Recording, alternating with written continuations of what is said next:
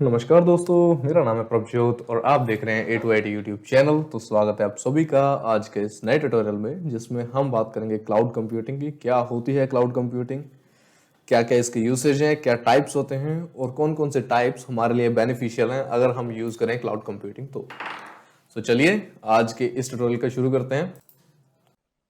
इस वीडियो को लाइक करें। लेटेस्ट टेक्निकल वीडियोस देखने के लिए हमारे चैनल A2IT ऑनलाइन को सब्सक्राइब करें। बेल आइकन को दबाना ना भूलें। तो सबसे पहले आज के इस ट्यूटोरियल में हम बात करेंगे कि क्लाउड कंप्यूटिंग क्या होती है, उसके अलावा हम कैसे क्लाउड कंप्यूटिंग को यूज कर सकते हैं। देन हम चेक करेंगे कि क्लाउड कंप्यूटिंग कैसे बेटर ऑप्शन है rather than on promises devices जो हम फिजिकली डिवाइसेस को यूज करते हैं। और उसके अलावा हम बात करेंगे क्लाउड कंप्यूटिंग के टाइप्स की, और लास्ट में हम कुछ डेफिनेशंस और डिफरेंस के बारे में बात करेंगे, लैस के, पैस और सेस, जो कि बेसिकली AWS के टर्म्स हैं। तो चलिए शुरू करते हैं क्लाउड कंप्यूटिंग से। तो अगर मैं बेसिक डेफिनेशन की बात करूं क्लाउड कंप्यूटिंग की, तो cloud computing is a delivery of on demand computer services over the internet on a पे एज यू गो बेसिस। तो अगर मैं बात करूं क्लाउड कंप्यूटिंग की, तो क्लाउड कंप्यूटिंग बेसिकली सर्विसेज हैं जो कि हम यूज करते हैं इंटरनेट पे। फॉर एग्जांपल सॉफ्टवेयर्स, उसके अलावा अगर मैं बात करूं डेटाबेस,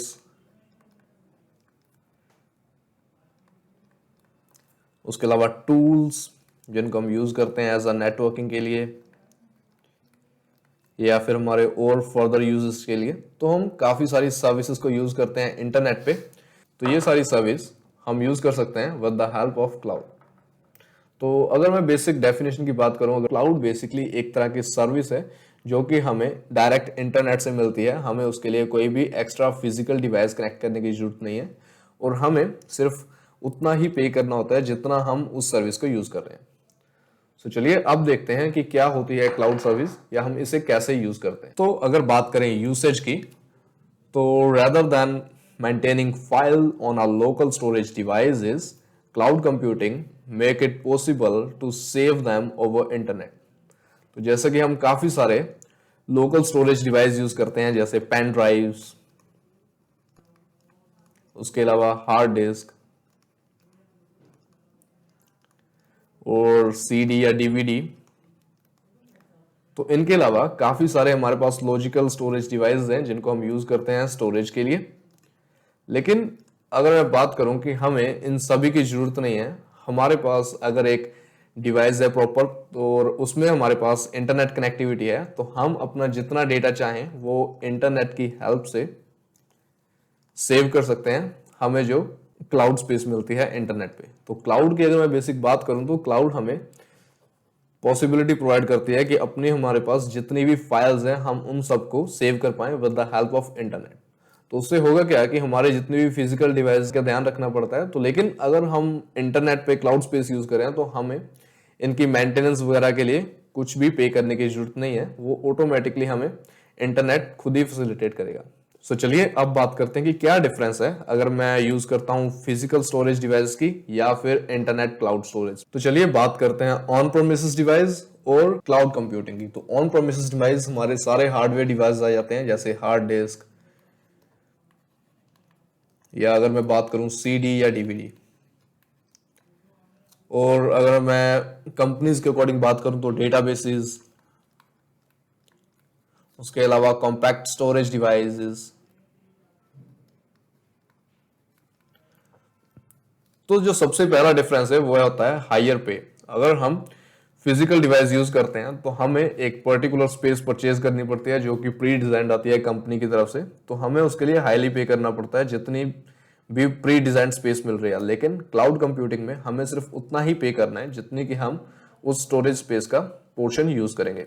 उसके अलावा अगर मैं बात करूं ऑन प्रोमिसेस डिवाइस की, तो यहाँ पे हमें अपने सर्वर्स के लिए काफी सारी स्पेस एलोकेट करनी पड़ती है जिसमें हमारा सर्वर इंस्टॉल होता है। लेकिन अगर हम क्लाउड कंप्यूटिंग यूज करें तो हमें सर्वर के लिए कोई स्पेसिफिक स्पेस देने की जरूरत नहीं है। जो सर्वर है वो क्लाउड के थ्रू ऑटोमेटिकली सेव हो जाता है।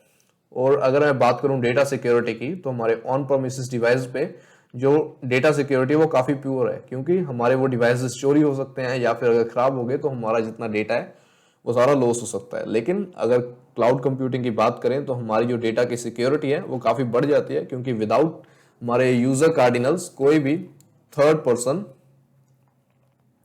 हमारे जो डेटा है उसको यूज नहीं कर सकता। और उसके अलावा अगर मैं बात करूं डेटा रिकवरी की, तो हमारे ऑन प्रेमिसेस में हमारे जो फिजिकल डिवाइस हैं वहां पे काफी कम चांस होते हैं डेटा रिकवरी के। मतलब कि अगर आपका कोई स्टोरेज डिवाइस करप्ट हो जाता है या फिर आपका खो जाता है तो आपके डेटा रिकवरी के चांसेस काफी कम हो जाते हैं। लेकिन अगर बात करें क्लाउड कंप्यूटिंग की तो यहाँ पे डिजास्टर रिकवरी रहती है। मतलब कि हम जब चाहें, जहां चाहें, जैसे चाहें अपने डेटा को रिट्रीव कर सकते हैं with the help of cloud computing.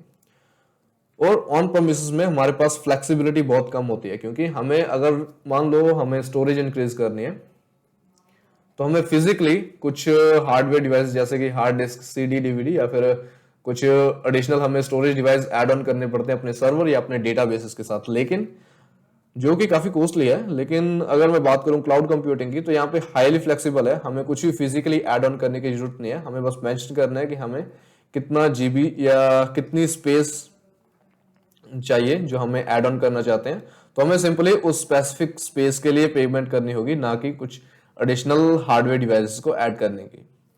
उसके अलावा अगर मैं बात करूं अपडेट्स की तो हमारे फिजिकल डिवाइस में कोई भी ऑटोमेटिक अपडेट्स नहीं आते।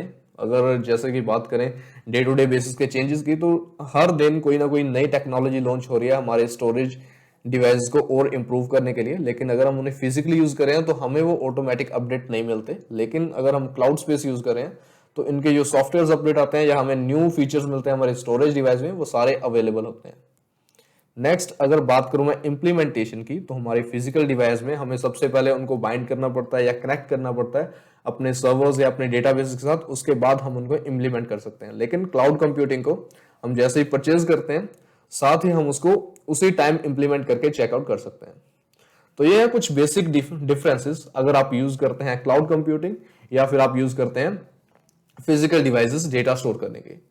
तो चलिए अब बात करते हैं क्लाउड कंप्यूटिंग की कि कौन कौन से टाइप्स होते हैं क्लाउड कंप्यूटिंग के और हम किस तरह से उन्हें यूज कर सकते हैं। तो अगर मैं बात करूं टाइप्स ऑफ क्लाउड कंप्यूटिंग की, तो हमारे पास यहाँ पे दो डिफरेंट टाइप्स आ जाते हैं। एक तो डिप्लॉयमेंट मॉडल और सेकंड सर्विस मॉडल। तो डिप्लॉयमेंट मॉडल में हमारे पास और काफी टर्म्स आ जाते हैं, जैसे पब्लिक क्लाउडिंग, उसके बाद प्राइवेट क्लाउडिंग या फिर हाइब्रिड क्लाउडिंग। उसके अलावा अगर बात की जाए सर्विस मॉड्यूल की, तो यहाँ पे सर्विस मॉडल में भी हमारे पास तीन सर्विस आ जाती हैं। First of all IaaS, then PaaS और थर्ड सेस।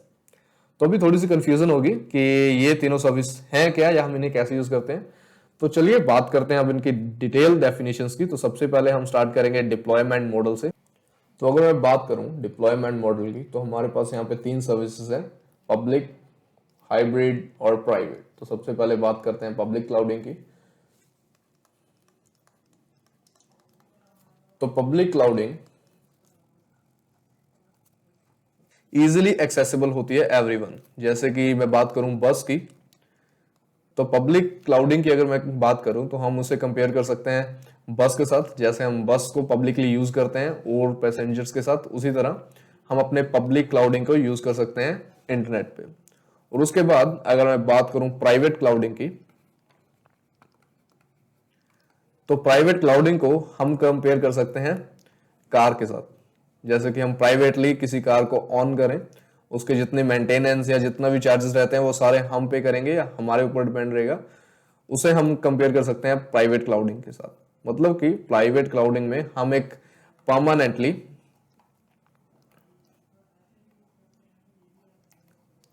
एक स्पेसिफिक स्पेस को ऑन कर लेते हैं और उसके जितने भी चार्जेस रहते हैं वो सारे हम खुद पे करते हैं। और उसके बाद अगर मैं बात करूं हाइब्रिड क्लाउडिंग की, तो हाइब्रिड क्लाउडिंग में पब्लिक और प्राइवेट दोनों क्लाउडिंग इंक्लूडेड है। मतलब कि हम इस पर्टिकुलर क्लाउडिंग को एज अ पब्लिक भी यूज कर सकते हैं और एज अ प्राइवेट भी। तो चलिए अब इनके बारे में फर्दर डिस्कशन करते हैं। तो सबसे पहले बात करते हैं पब्लिक क्लाउडिंग। तो अगर मैं बात करूं सिंपल डेफिनेशन की, तो public clouding, the cloud infrastructure is made available to the general public over the internet as owner by a cloud provider. मतलब कि ये स्पेसिफिक स्पेस उतनी ही एक्सेसिबल होती है पब्लिक के लिए जितना कि उसका खुद का ओनर उसे यूज कर सकता है। जैसे कि अगर मैं एग्जांपल लूं AWS की, माइक्रोसॉफ्ट, अज्योर, उसके अलावा मैं बात कर सकता हूं सन क्लाउडिंग की। तो ये सारी कुछ ऐसी सर्विसेज हैं जो कि पब्लिक क्लाउड पे बेस्ड है, मतलब कि इन सभी सर्विसेज को इनके ओनर भी उतना ही यूज कर सकते हैं जितना कि जनरल पब्लिक करती है। और उसके अलावा अगर हम बात करें प्राइवेट क्लाउडिंग की, the clouding infrastructure is exclusively operated by a single organisation. It can be managed by organisation और third party, may exist on premises. मतलब कि जैसे हम अपने हार्डवेयर डिवाइसेस को यूज करते हैं, उसी तरह से हम एक स्पेसिफिक स्पेस को परचेज कर लेते हैं क्लाउड में, जिसको एक प्राइवेट ऑर्गेनाइजेशन की जगह या फिर हम कह सकते हैं सिंगल ऑर्गेनाइजेशन के थ्रू ऑपरेट किया जाता है। अगर मैं इसमें बात करूं एग्जाम्पल की, तो यहां पे कुछ AWS के सर्विसेज भी आती हैं, और उसके अलावा मैं बात कर सकता हूं VMware की। तो ये कुछ एप्लीकेशंस हैं जिनमें प्राइवेट क्लाउडिंग यूज होती है, मतलब कि इनके जो अपनी स्टोरेज स्पेस है वो एक स्पेसिफिक ऑर्गेनाइजेशन के थ्रू मेंटेन की जाती है। सो चलिए अब बात करते हैं हाइब्रिड क्लाउडिंग की। तो hybrid clouding, it consist the functionality of both public as well as private clouding. मतलब कि ये एक ऐसी क्लाउडिंग स्पेस है जिसमें पब्लिक और प्राइवेट क्लाउडिंग दोनों इन्वॉल्व रहती हैं। जैसे कि अगर मैं बात करूं फेडरल एजेंसी की,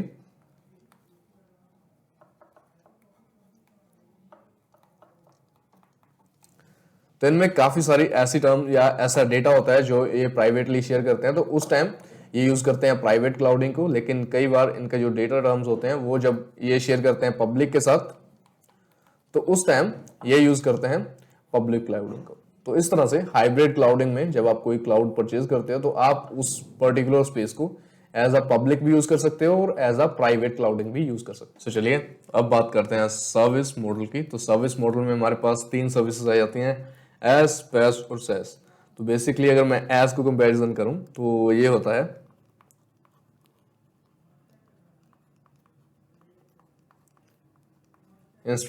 infrastructure as a service.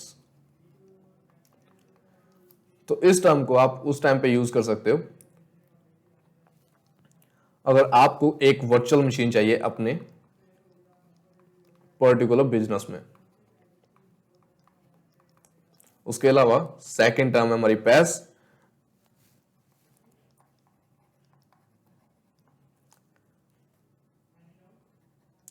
Platform as a service.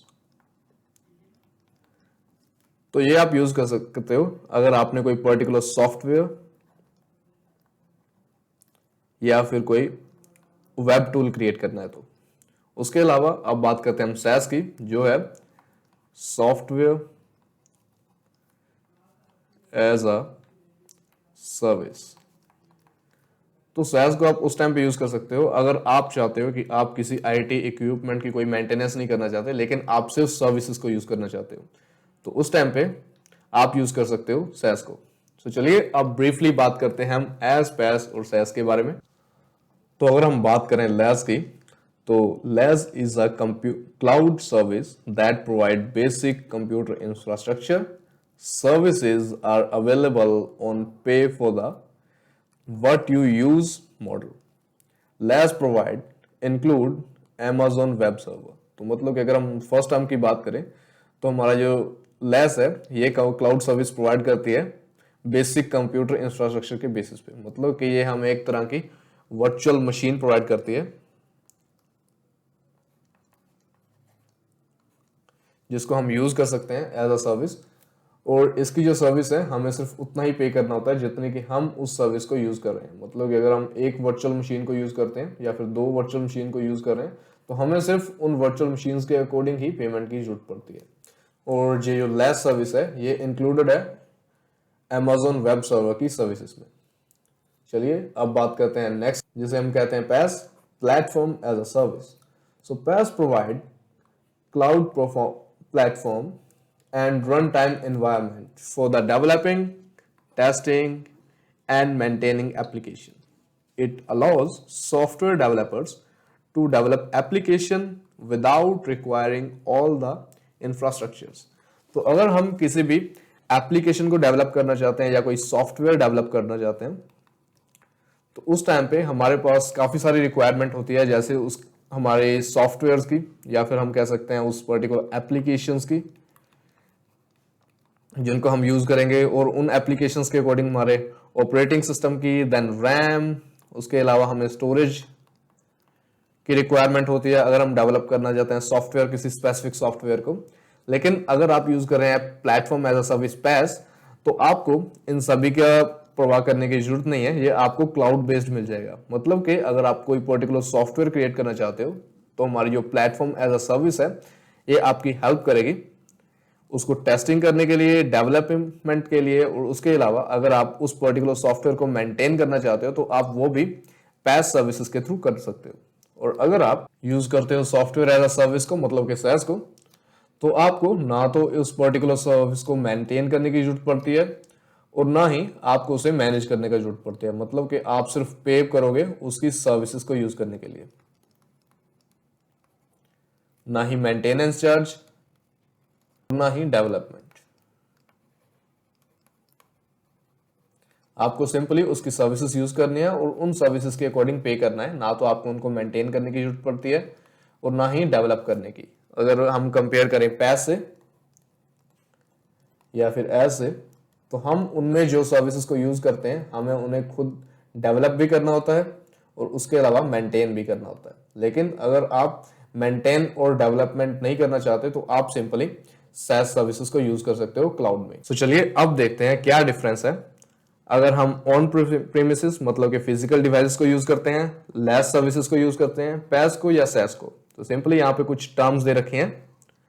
तो फर्स्ट ऑफ ऑल अगर आप फिजिकल डिवाइस को यूज कर रहे हो तो आपको एप्लीकेशन को भी मेंटेन करना पड़ता है, उसके बाद रन टाइम को भी, देन मिडलवेयर को भी, उसके बाद आपको ऑपरेटिंग सिस्टम का भी ध्यान रखना पड़ता है, then virtualization, services, storage, network. क्योंकि आपने वो पर्सनली परचेज कर रखा है तो उसके जितने भी सर्विसेज रहेंगी आपको उन सभी सर्विसेज का ख्याल रखना होगा आपकी पर्सनल यूसेज पे। लेकिन अगर आप लैस सर्विस को यूज करते हो तो आपको सिर्फ एप्लीकेशन, रन टाइम, उसके बाद मिडलवेयर, देन OS की मेंटेन करने की जरूरत पड़ती है। ये जो वर्चुअलाइजेशन है, उसके बाद सर्विस, स्टोरेज, नेटवर्क, ये सारा ऑटो मैनेज होता है क्लाउड की तरफ से। और अगर मैं बात करूं पैस की, तो आपको पैस, अगर आप पैस सर्विस यूज करते हो तो आपको सिंपली एप्लीकेशन और रन टाइम की जगह आपको ध्यान रखना पड़ता है सिर्फ डेटा का। इसके अलावा जितनी भी सर्विसेज रहती हैं ये सारी ऑटो मैनेज होती हैं क्लाउड की तरफ से। और अगर हम यूज करते हैं SaaS को तो हमें किसी भी चीज को मेंटेन करने की जरूरत नहीं है, सारी मेंटेनेंस खुद ब खुद क्लाउड करता है, हमें सिर्फ सर्विसेज मिलती हैं यूज करने के लिए। तो इस तरह हम अपनी रिक्वायरमेंट अकॉर्डिंग लैस, पैस और SaaS को यूज कर सकते हैं। अगर आपको सिर्फ वर्चुअल मशीन यूज करनी है तो आप लैस को यूज कर सकते हैं। उसके अलावा अगर आपको कोई सॉफ्टवेयर डेवलप करना है तो आप पैस को यूज कर सकते हो, और अगर आपको सिर्फ सर्विसेज यूज करनी है तो आप उस टाइम SaaS को यूज कर सकते हो। तो ये है कुछ बेसिक डिफरेंस अगर हम फिजिकल डिवाइस को यूज करते हैं या फिर क्लाउड की सर्विसेज को यूज करते हैं। तो चलिए आज के इस ट्यूटोरियल में इतना ही, मिलते हैं नेक्स्ट ट्यूटोरियल में कुछ नई इंफॉर्मेशन के साथ।